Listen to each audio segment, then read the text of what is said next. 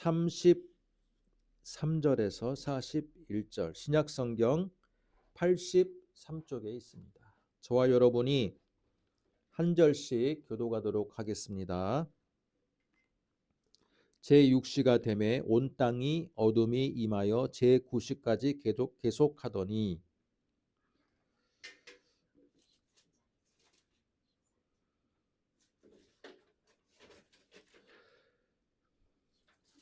예, 34절이요. 제9시에 예수께서 크게 소리 지르시되 엘리 엘리 라마 사박다니 하시니 이를 번역하면 나의 하나님 어찌하여 나를 버리셨나이까 하는 뜻이라. 곁에 섰던 자 중 어떤 이들이 듣고 이르되 보라 엘리야를 부른다 하고 험한 사람이 달려가서 해변에 신 포도주를 적시어 갈대에 깨어 마시게 하고 이르되 가만 두라 엘리야가 와서 그를 내려 주나 보자 하더라. 예수께서 큰 소리를 지르시고 숨지시니라. 예, 성소 휘장이 위로부터 아래까지 찢어져 둘이 되니라. 예수를 향하여 섰던 백부장이 그렇게 숨지심을 보고 이르되 이 사람은 진실로 하나님의 아들이었도다 하더라. 멀리서 바라보는 여자들도 있었는데 그 중에 막달라 마리아와 또 작은 야고보와 요새의 어머니 마리아와 또 살레메가 있었으니. 같이 한번 읽습니다. 이들은 예수께서 갈릴리에 계실 때 따르며 섬기던 자들이요 또 이에 예수와 함께 예루살렘에 올라온 여자들도 많이 있었더라. 아멘. 자, 우리가 마가복음 15장 33절로 41절의 본문을 가지고 오늘 말씀의 제목 종려주일에 바라보는 백부장의 고백이란 제목으로 우리가 말씀을 듣도록 하겠습니다. 종려주일입니다. 종려주일이 어떤 날입니까? 예수님께서 십자가를 지시기 위해서 유월절을 앞두고 직접 구약 선지자의 예언대로 나귀를 타시고 예루살렘에 입성하는 바로 그 날을 기념하는 주일이라고 볼 수 있습니다. 다음 주는 부활절이고 또 부활절 전에 금요일 날이 예수님께서 십자가에 달리시는 날로서 우리가 기념하고 있습니다. 사랑하는 성도 여러분, 종려주일을 맞이해서 여러분의 마음과 또한 가정에 주님이 우리를 향한 고난의 그 흔적이 우리가 얼마나 그것을 간직하고 있고 감사하고 있고 또한 그 주님의 마음을 닮아서 우리가 세상을 얼마나 주님의 마음으로 바라보고 있는지 우리가 한번 생각해 보는 한 주가 되었으면 좋겠습니다. 마가복음에 나오는 예수님은요 굉장히 짧고 간결한 문체로서 예수님의 행적을 그리고 있습니다. 지난주까지 우리가 들었던 말씀 중에도 이 마가라는 사람의 흔적이 나오지 않습니까? 바나바의 조카였고 예루살렘의 다락방을 가지고 있는 부유한 집안의 아들이었고 하지만 예수님의 12제자에는 포함되지 않아서 그렇지만 그 제자들 또한 많은 사도들을 열심히 자신이 맡은 사명대로 보필했던 사람입니다. 그 마가가 복음서를 썼다라는 것 또한 굉장히 의미가 있고 중요한 사실이라고 볼 수 있습니다. 마가는 다른 복음서에 비해서 굉장히 짧은 복음서를 남겼습니다. 우리가 보시면 아시겠지만 다음 장 16장에 바로 끝나는 매우 짧고 굉장히 사실적이고 간결한 문체로서 예수님의 행적을 그리고 있습니다. 오늘 말씀을 보시면 그 마가가 바로 예수님의 십자가 사건 또한 굉장히 사실적으로 또한 정밀하게 묘사하고 있다는 것을 알 수가 있습니다. 6시에서 9시라는 시간적인 정확한 시간을 계측하고 있고요. 뿐만 아니라 십자가에 달리신 예수님께서 엘리 엘리 라마 사박다니라고 해서 아람어로서 말씀을 하셨지만 나의 하나님 어찌하여 나를 버리셨나이까 라고 고통 속에서 외치는 모습을 사실적으로 기록하고 있고, 또 오늘 말씀에 또 한 사람의 관찰자이자 오늘 말씀에서는 주인공으로 나서는 백부장이 나오고 있습니다. 백부장은 사형을 관할하는 사형을 자기가 맡아서 집행을 하는 사람의 입장으로서 서 있는 사람입니다. 뿐만 아니라 예수님의 십자가 앞에는 예수님을 추종했던 막달라 마리아를 비롯한 예수님의 어머니, 또한 많은 마리아라고 일컬어지는 분들이 있었고 살로메도 있었다. 또 다른 복음서를 보면 예수님의 제자 가운데 유일하게 예수님의 십자가 앞에 십자가의 모습을 보았던 제자가 있는데 그게 바로 사도 요한이다. 그렇게 말하고 있습니다. 우리가 고난 주간을 앞두고 종려주일을 맞이해서 여러분은 어떻습니까? 종려주일을 맞이하는 여러분의 마음과 또 교계의 분위기는 어떻습니까? 세계적으로 전쟁이 끊이지 않고 이란과 이스라엘, 미국의 전쟁이 있고 또 우크라이나와 러시아의 전쟁이 있고, 뿐만 아니라 전 세계의 많은 전쟁들이 지금도 이 시각에도 벌어지고 있습니다. 그것을 바라보는 여러분의 눈은 어떻습니까? 많은 교회들이 우리는 성경의 땅인 이스라엘, 또 우리에게 선교사를 파송해서 대한민국을 복음화시켰던 미국, 한쪽 편에 서서 우리가 일방적으로 이슬람이라고 일컬어지는 그 이란이라고 대표하는 나라들을 쳐부수는데 우리가 마음적으로나 동조하고 응원하고 있지는 않습니까? 뿐만 아니라 우크라이나와 러시아 전쟁 또한 자유진영과 공산진영의 싸움으로서 지금도 우리는 한쪽 편을 들고 일방적으로 응원하고 있지는 않습니까? 과연 예수님이 이 땅에 오셔서 전 세계에 벌어지고 있는 많은 전쟁과 또 많은 갈등들을 보시며 이 땅에 오신다면 어떻게 반응하실까? 또 어떻게 생각하실까? 우리는 그 부분에 집중을 해볼 필요가 있다라고 생각이 듭니다. 저는 우리는 어느 편에 서야 된다라고 주장하기 위해서 오늘 이 자리에 서 있는 게 아닙니다. 다만 우리가 기억할 것은 우리는 너무 전 세계에서 벌어지는 그런 전쟁과 갈등을 너무 이분법적으로 생각하고 있다라는 부분은 그런 생각에 저는 갖고 있습니다.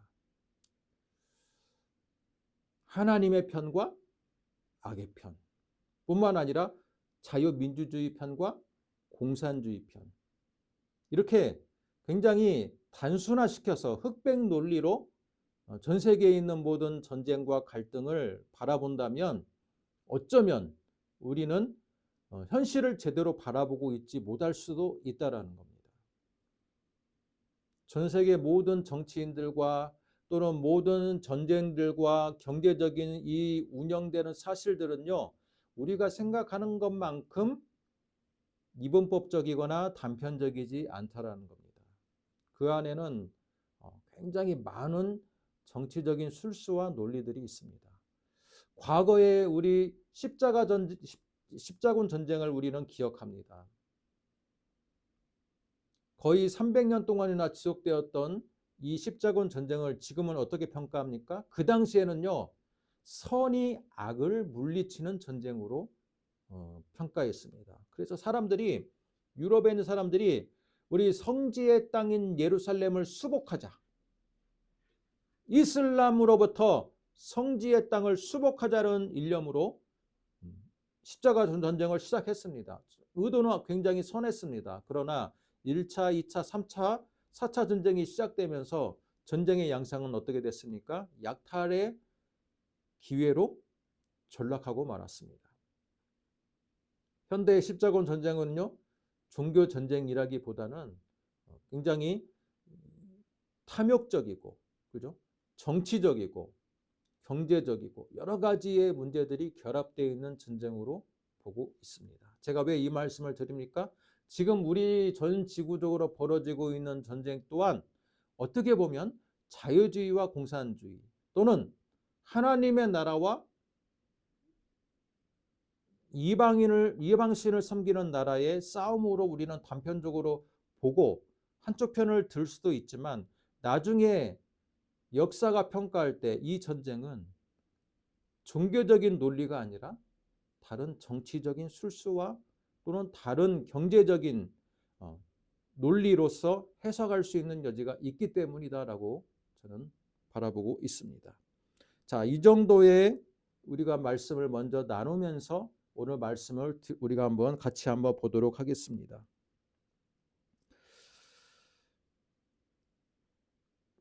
마가복음은요, 주제가 다른 공간복음하고 마찬가지로 하나님의 나라입니다. 하나님의 나라. 예수 그리스도를 통해서 이 땅에 하나님의 메시지, 하나님의 나라의 복음이, 구원의 복음이 증거되었다. 이게 바로 주제예요.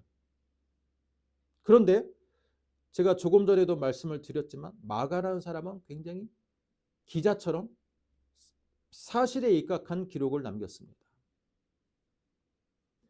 하나님의 말씀을 증거하기 위해서 예수님이 이 땅에 오셨는데, 실제로 하나님의 나라의 복음을 믿고 예수 그리스도를 주님으로 고백한 사람은 굉장히 소수였음을 그는 기록하고 있습니다.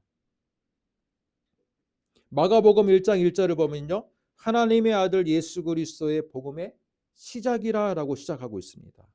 자, 이처럼 예수님의 복음이 그의 마가복음 전 책 한 권의 책에서 예수 그리스도의 복음이 주제임을 천명하고 시작을 하고 있지만, 놀라운 것은 예수님을 메시아로 고백한 사람들은 극히 드물었다는 겁니다.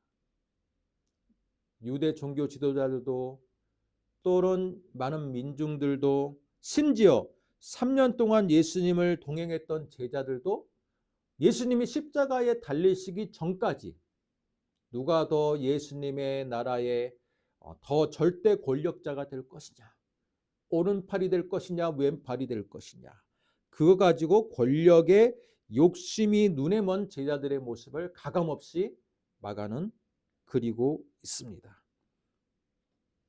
그런데요, 놀라운 것은 오늘 말씀은 정말 아이러니한 장면입니다. 예수님의 제자들조차 십자가 앞에서 앞에 십자가를 지신 예수님 앞에 나타나지도 않았어요. 나타나지도 않았어. 가장 나이가 어린 요한만이 저기 멀찍이서 그의 스승의 비참한 모습을 보고요, 나머지 10명의 제자들은 어디 갔습니까? 도망가 버렸습니다. 얼마나 예수님의 십자가를 지신 예수님의 입장에서 딱 보면 어때요? 얼마나 배신의 현장입니까? 자신을 그토록 따랐던 제자들은 보이지도 않고, 로마 군병들의 비웃음과 종교 지도자들이 십자가에 달리신 예수님을 쳐다보면서 혀를 차면서 너는 너의 죄값을 받았구나 라고 비웃는 그 여러 가지의 복잡 다단한 현상 속에서 예수님의 느꼈을 그 수치와 모욕,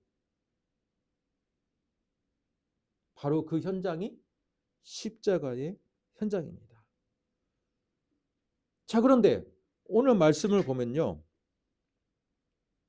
39절 예수를 향하여 섰던 백부장이 그렇게 숨지심을 보고 이르되 이 사람은 진실로 하나님의 아들이었도다 하더라. 제가 아이러니하고 역설이라고 이야기했잖아요. 바로 역설이 바로 이 39절에 있습니다.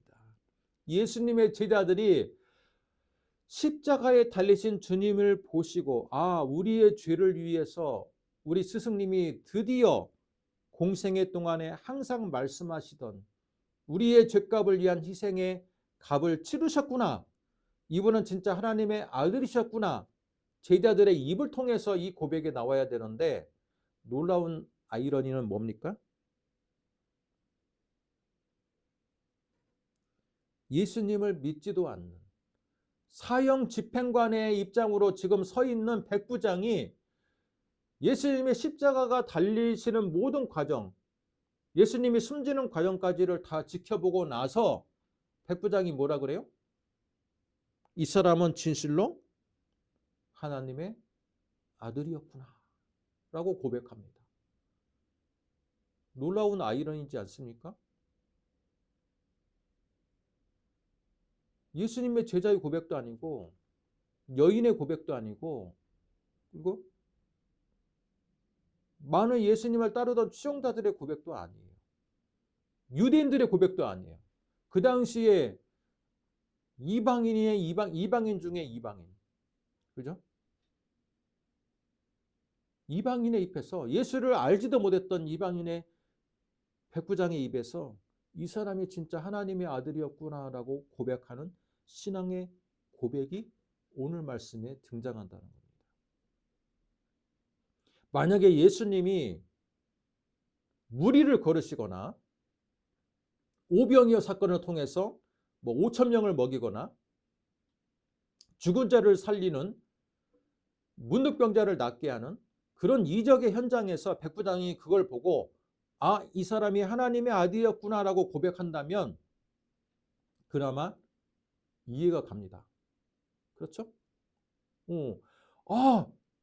우리는 누구도 할 수 없는 그 이적을 보면서 이 사람이야 진짜 하나님의 아들이거나라고 고백할 수는 있어요.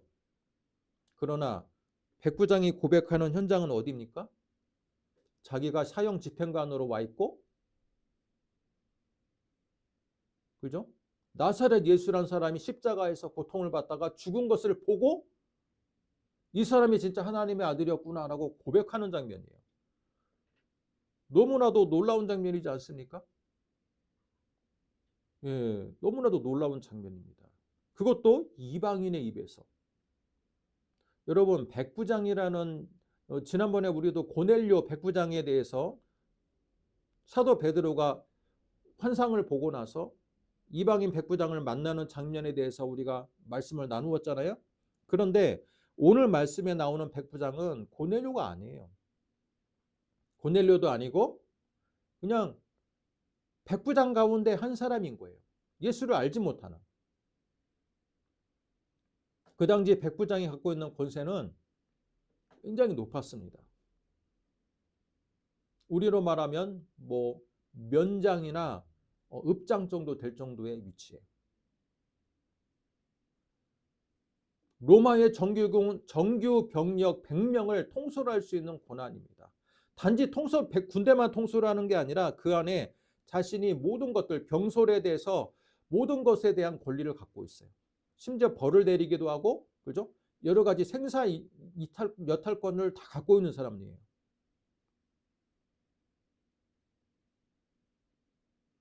당연히 로마 시민권을 갖고 있겠죠. 그 당시 로마의 문화를 보면요. 로마의 군대는 정규군과 비정규군이 있습니다. 정규군은요. 로마의 시민권을 가지고 있는 사람들만 구성되어 있는 정규군이고요. 비정규군이 아니라 그 용병이라고 봐야겠다. 용병. 용병의 군대는요. 로마 시민권을 갖지 않는 식민지, 다른 민족들로 구성되어 있는 군대입니다. 다른 민족들로 구성되어 있는 이 용병의 부대는요. 로마 시민권을 얻기 위해서 로마라는 그 나라의 시민권을 얻기 위해서 몇 년 동안을 복무한 줄 아십니까? 무려 25년을 복무해야 돼요. 한마디로 몸바쳐 충성을 다 해야지만이 비로소 자신도 로마 시민권을 얻게 되고 그 가족이 시민권을 얻게 됩니다. 반면에 로마의 정규군은요. 로마 시민권자만 정규군입니다. 그래서 그 정규군에게는 로마의 전통적인 무장, 갑옷부터 투구까지 해가지고 전통적인 무장과 더불어서 엄청난 정규군의 훈련을 받습니다. 그런데 여기 나오는 백부장은요. 용병의 백부장이 아니에요. 로마 정규군의 백부장입니다. 로마 시민권자로 구성되는 병사들의 100명을 통솔할 수 있는 백부장이기 때문에 이 역시 로마 시민권자일 뿐만 아니라 엄청난 권세가 있습니다. 그 권세자가 지금 한 식민지 유대 땅으로 파견되었으니 유대 땅에서 갖고 있는 그의 권세는요 엄청났을 것이다 라고 추정할 수 있습니다. 유대 땅으로 왔는데 파견이 됐는데 그가 어느 날 상관으로부터 받은 명령은 뭡니까? 나사렛 예수의 사형 집행을 네가 관장해라. 그래서 그는 골고다로 가서 사형을 집행을 준비하고 매달고 그가 숨질 때까지 모든 그런 사형 집행의 권한을 주도적으로 그가 준비하고 집행하게 되었던 거예요. 그런데 백부장 입장에서는 얼마나 많은 사형을 집행했겠습니까? 전쟁에서 얼마나 많은 사람들을 죽이고 사형을 집행했겠어요. 십자가형의 특징이 뭐냐? 십자가형을 달리는 순간부터 많은 사람들이 고통의 몸부림을 치면서 그죠? 의식이 왔다 갔다 하면서 자신도 모르게 많은 저주와 욕설을 내뱉는 모습을 그는 흔하게 봤습니다. 그런데 나사렛 예수라는 사람을 봤더니 어때요? 많은 사람들에게 긍휼의 눈빛과 하나님의 아들로서의 권세와 죽는 그 순간까지 이들의 죄를 용서하여 주옵소서. 제가 말로 표현할 수 없는 하나님의 아들의 이 사랑의 모습과 권세를 그는 경험한 것입니다. 혹자는 그렇습니다. 아, 이 사람은 진실로 하나님의 아들이었다라는 게 립 서비스일 수도 있지. 왜? 예수님의 그 편말이 뭡니까? 십자가 바로 위에 달려있는 제목이 뭐예요? 유대인의 왕. 유대인의 왕이라는 제목이 있으니까 백부장이 그걸 보고 아, 이 사람 진짜 하나님의 아들이었네라고 이렇게 그냥 혼잣말로 중얼거릴 수도 있다. 우리는 그렇게 이 본문을 해석하는 사람도 있습니다. 그러나 여러분, 로마 시대 때 하나님의 아들이라는 이 로마라는 이 나라에서 하나님의 아들은 누굽니까? 황제입니다. 황제. 시저로부터 시작되는 아우구스투스, 티베리우스 황제로 이어지는 예수님 당시에 이 황제가요, 로마라는 도시에 황제상을 세우고 거기다가 하나님의 아들. 왜? 황제의 권위를 부여하기 위해서 이집트 같은 경우는 뭡니까? 태양신의 아들. 그 당시의 사회는요, 나라를 지배하는 이 황제 자체가 신의 아들입니다. 하나님의 아들. 그런 것을 백부장이 모를 리가 없는데 단지 죄의 명패가 쓰여있는 대로 그가 고백했다라고 하는 것은 결코 그의 말은 립서비스나 가벼운 고백이 아니라는 겁니다. 백부장이었기 때문에 황제에게 충성의 맹세를 했을 것이고 황제는 하나님의 아들이라고 고백했던 그 백부장이 예수님의 십자가의 모습을 보고 나서 많은 사람들이 절망하는 그 현장 속에서 그는 십자가에 달리신 예수의 모습을 통해서 하나님의 신성을 발견한 겁니다. 그래서 황제에게 했던 그 맹세를 거두고 뭐라고 말합니까? 이 사람은 진실로 하나님의 아들이었도다 라고 고백하는 겁니다. 그러니 얼마나 아이러니합니까? 그죠? 예수님이 하나님의 아들로서 하나님의 복음을 전하기 위해 왔는데 십자가에 달리는 그 현장에 누구도 예수님을 하나님의 아들로 고백하지 않는 오히려 절망하는 그 현장에 로마 시민권자를 갖고 있는 이 이방인 백부장이 예수를 전혀 몰랐던 사람이 예수의 십자가의 그 모습을 보고 그 안에서 하나님의 역사와 하나님의 움직임을 보고 이 사람이 진짜 하나님의 아들이었구나 라고 신앙을 고백하는 거예요. 로마의 군인조차 변화시켰던 이 십자가의 사랑, 그것을 우리는 오늘 종료주의를 통해서 우리가 발견해야 돼요. 발견해야 돼요. 그런데 왜 세계가 계층적으로 나뉘어져 있고 동서 간의 갈등이 있고 이념의 갈등이 있고 사상의 갈등이 있고 인종의 갈등이 있고 빈부격차의 갈등이 있고 나라와 나라의 갈등이 있냐. 과연 우리가 종료주의를 맞이하고 다음 주 부활주의를 앞두고 있는데 진정으로 우리가 입으로만 예수님의 사랑을 이야기하고 예수님의 신성을 이야기하고 예수님이 세상을 이기셨다, 부활하셨다라고 고백하지만 그럼에도 불구하고 우리의 삶은 변화된 게 없고 세상은 여전히 전쟁과 많은 환란이 있고 과연 이런 시대에 우리가 이야기하는 예수님의 평화, 예수님의 이 종료주일로서 느껴지는 신성, 그것이 과연 우리에게 어떤 의미가 있을까? 우리가 한번 생각해 볼 필요가 있습니다. 제가 예배 때 그림을 하나 보여주려고 띄웠는데 오늘 영상위원이 지금 안 계셔서 여러분 카톡에 올려주신 이 그림을 하나 여러분이 한번 열어서 가능하다면 보시기 바랍니다. 제가 2년 전인가 그때 종료절 때도 한번 공유했던 그림인데 이 제임스 티소라는 사람이 맞습니다. 소명이 맞아요. 자, 제임스 티소가 그린 이 그림입니다. 지금으로부터 약 140년 전의 그림이에요. 역사상으로 수많은 예수님의 십자가 상에 대해서 여러분 중세시대부터 해가지고 많은 예수님의 그림이 있습니다. 여러분이 알고 있는 예수님의 그림 뭐가 있습니까? 많은 성화들 있죠. 많은 성화들의 공통점은 뭡니까? 십자가 밑에 대중들의 시선으로 예수님을 그렸습니다. 그래서 예수님이 어떤 예수님은 되게 근육질이고 어떤 예수님은 되게 말랐고 어떤 예수님은 되게 비참하게 보이고 훨씬 더 비참하게 그리고 어떤 예수님은 훨씬 더 뭔가 비참하지 않고 영광스럽게 그리고 그림마다 십자가에 달린 예수님의 모습을 화가가 아주 개성 있게 표현했습니다. 하지만 시점은 똑같아요. 뭡니까? 십자가 밑에 대중들의 시선으로 대중들이 바라보는 관점으로 예수님을 그렸다는 거예요. 그런데 이 제임스 티소라는 화가는요, 140년 전에 그가 남긴 그림은 어때요? 여러분 이 그림을 봐보세요. 예수님이 십자가 달신 예수님 어디에 있습니까?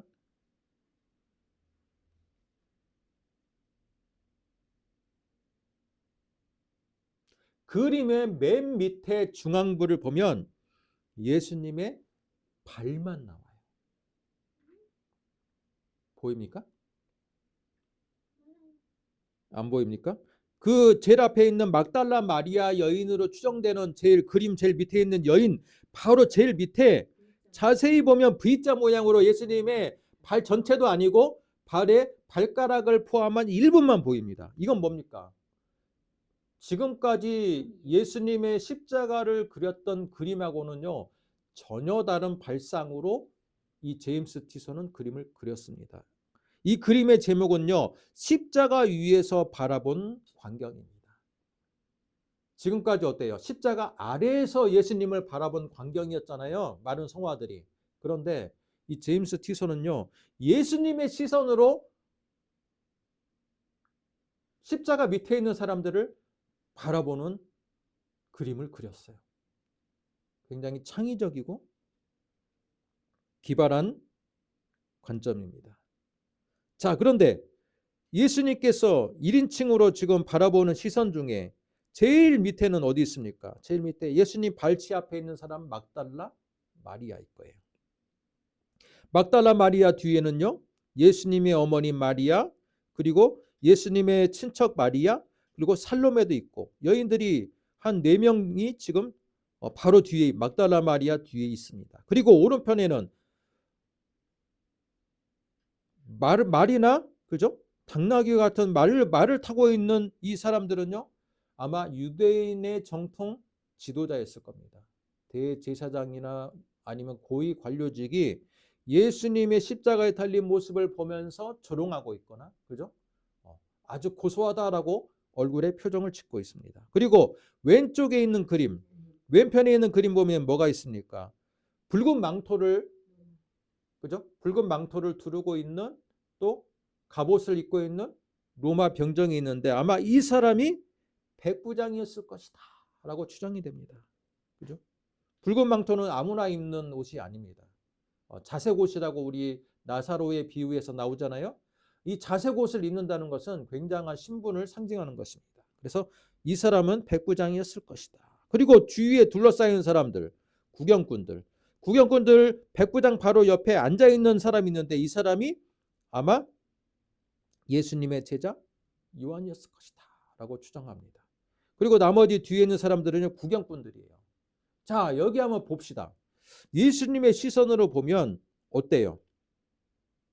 예수님을 끝까지 따랐던 막달라 마리아와 어머니, 그죠? 여인들이 있어요. 예수님의 제자였던 사도 요한도 있어요. 그러나 대부분의 사람들은 어때요? 대부분의 사람들은 예수님을 고발했던 사람이고 십자가에 못 박으라라고 외쳤던 민중들이 있고, 단지 사형을 집행하기 위해서 참관하고 있는 백부장이 있고, 종교 지도자들이 그것을 보면서 이 사람은 자신의 죄값을 받고 있는 거야 라고 하면서 비웃는 사람들이 있고, 여러분 지금 이 그림에 등장하는 사람들의 대부분은요, 예수님을 따르는 추종자도 있고 중립적인 자세, 모욕적인 언사를 하면서 예수님을 둘러싸고 있는 많은 대중들의 그림이 있습니다. 이 시선을 통해서 우리가 알 수 있는 건 뭡니까? 이런 환경 속에서 오늘 말씀으로 돌아가 보면 어때요? 예수님이 뭐라고 말씀하셨어요? 엘리 엘리 라마 사막다니, 나의 하나님 어찌하여 나를 버리셨나이까. 이건 구약의 시편의 말씀을 예수님께서 인용하신 말씀인데, 예수님의 고통이 얼마나 힘들고 감내하시기에 예수님이 신성 100%, 인성의 100%로 이 땅에 오셨기 때문에 인성적인 모습에 잘 고뇌가 표현되는 말씀이라고 볼 수 있습니다. 그러나 오늘 말씀 속에 또 예수님께서 마가복음에는 기록하지 않았지만 다른 공가복음에서 뭐라고 기록합니까?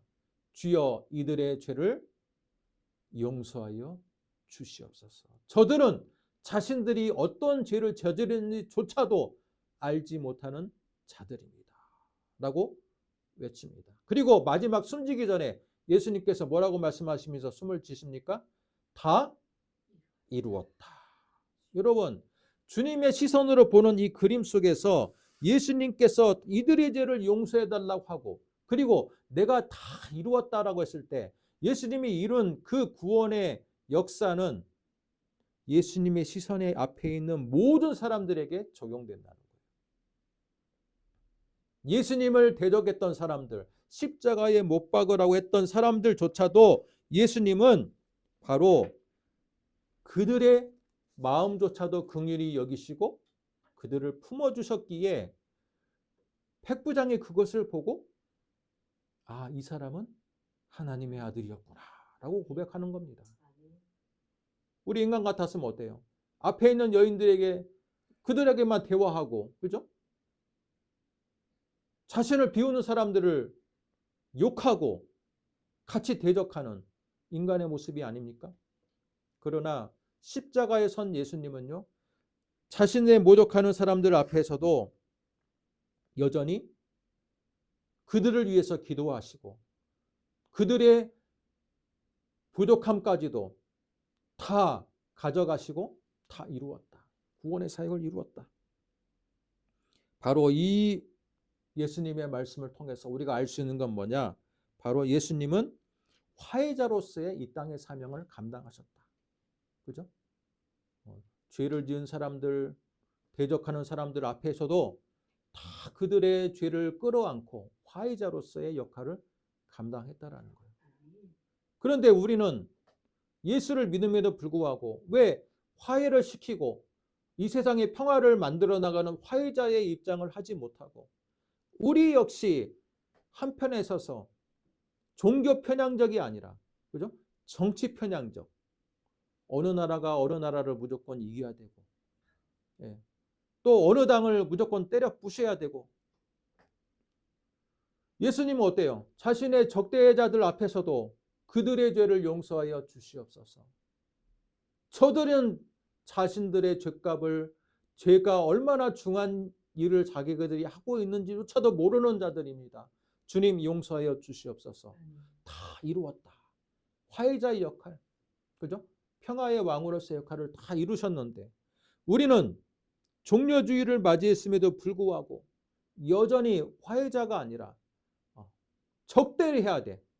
적을 만들어서 우리는 그 적을 무조건 무찔러야 되는 갈등을 유발하고, 그죠? 중재자가 아니라, 평화의 중재자가 아니라 깨 부숴야 되는 상황을 만들어 갑니다. 140년 전에 이 땅에 선교사를 보내서 복음화 시켰던 미국이라는 나라, 위대한 나라죠. 그러나 140년이 지난 오늘날의 미국은 어때요? 선교사들, 기독교의 원리로 세상을 운영하는 게 아니라 자신들의 패권을 유지하기 위해서, 그죠?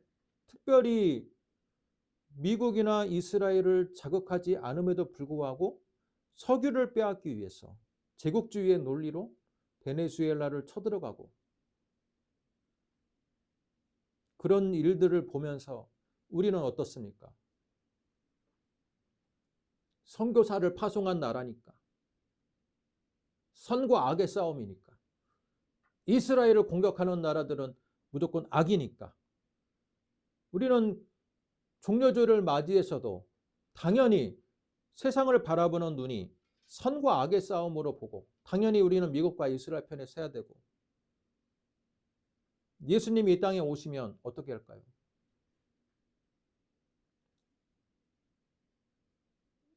예수님 오시면 야, 저들조차도 불쌍한 이들이다.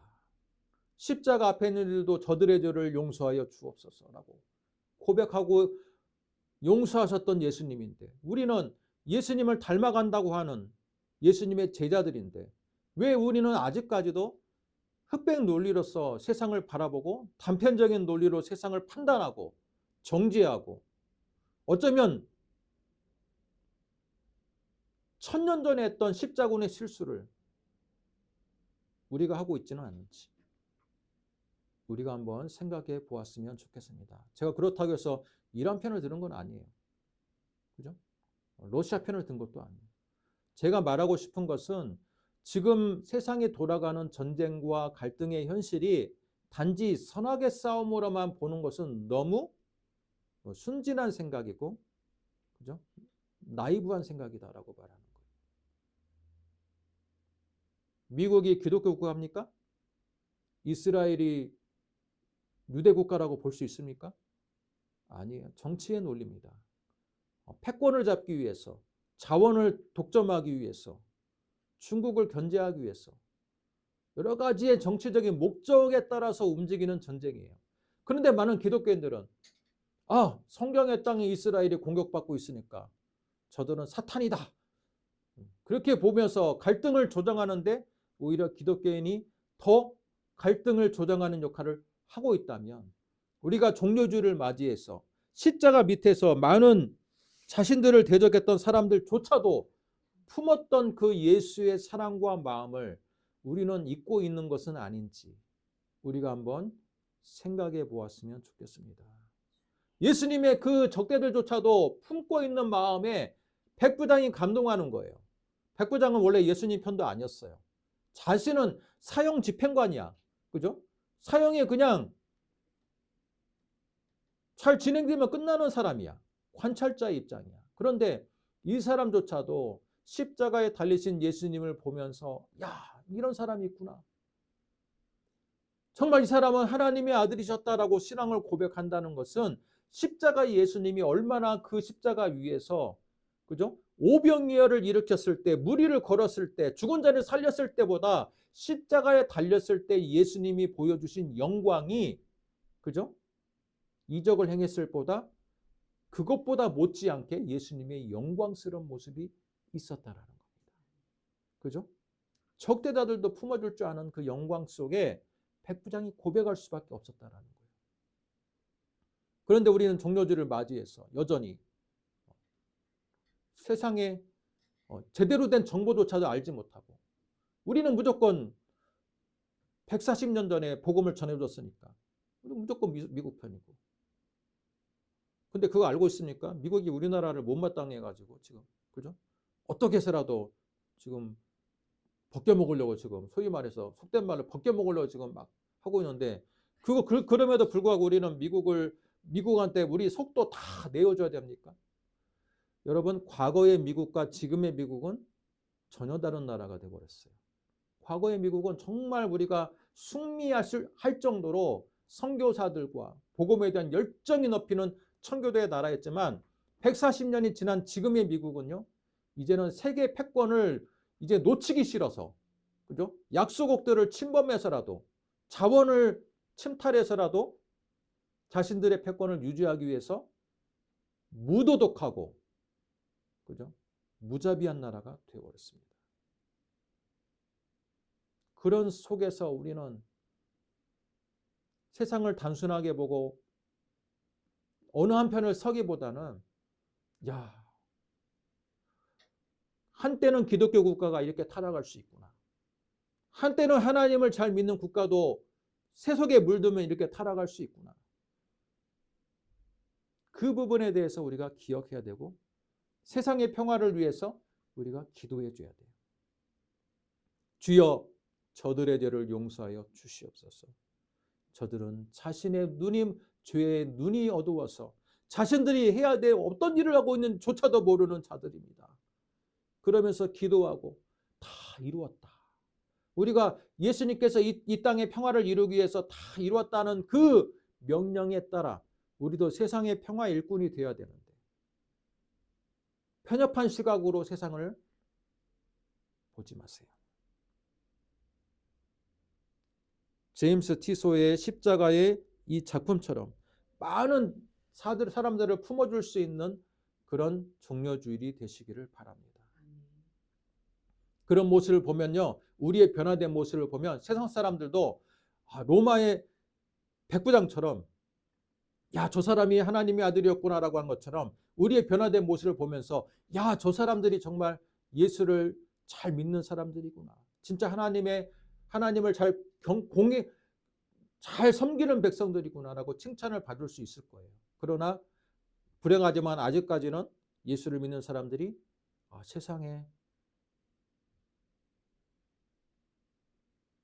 세상에서 세상 사람들이 걱정하는 오히려 대상이 되고 있다는 그 사실, 안타깝지만 종려주일을 맞이해서 우리가 오늘 말씀을 통해서 살펴보았습니다. 종려주일에서 바라보는 백부장의 고백처럼 여러분, 예수님의 용서할 수 있는 마음에 닮아서 고난주간을 잘 보내시는 여러분 되시기를 주님의 이름으로 축복합니다. 아멘. 기도하겠습니다. 하나님, 감사합니다. 세상에 너무나도 혼탁하고 어지럽고 전쟁과 갈등이 끊이지 않는 그런 현실을 우리는 기억하고 목격하고 있습니다. 이런 현실 속에서 우리가 기억해야 될 것은 이 땅의 평화의 왕으로 오신 예수님, 십자가에서 달리셨을 때조차 많은 적대적인 사람들의 그 시선에 아랑곳 없이 그들의 죄를 위해서, 그들의 잘못을 위해서 기도하셨고 품어주셨던 예수님, 그들을 위해서 화평을 이루기 위해서 자신의 몸을 불살르셨던 예수님, 하나님, 그 예수님의 마음을 닮아서 오늘 종려주일을 맞이해서 전 세계 평화를 위해서 우리가 기도하는 자들이 되기를 원합니다. 평화를 위해서 우리가 함께 평화를 이뤄나가는데 협력하는 자들이 되기를 원합니다. 왜 이리 이분법적이고 많은 사람들이 한쪽 편향에 따라서 극단적으로 많은 적대적인 세력을 만들고 그들과 갈등을 일으키는 하나님, 중요한 원인이 어쩌면 예수 믿는 사람들이 그런 촉매자가 되고 있지는 않은지 우리가 한번 걱정스러운 눈으로 오늘 말씀을 보았습니다. 다시 한번 다짐합니다. 예수님처럼 나의 적대자들조차도, 또한 적대적인 그들조차도 그들의 아픔과 사정을 기억하고 그들을 위해서 기도해 줌으로 인해 진정으로 화해자, 촉진자, 그들 안에서 평화의 일꾼이 될 수 있는 믿음의 백성들 될 수 있도록 인도하여 주시옵소서. 사랑이 많으신 예수님의 이름으로 기도드립니다. 아멘. 아멘.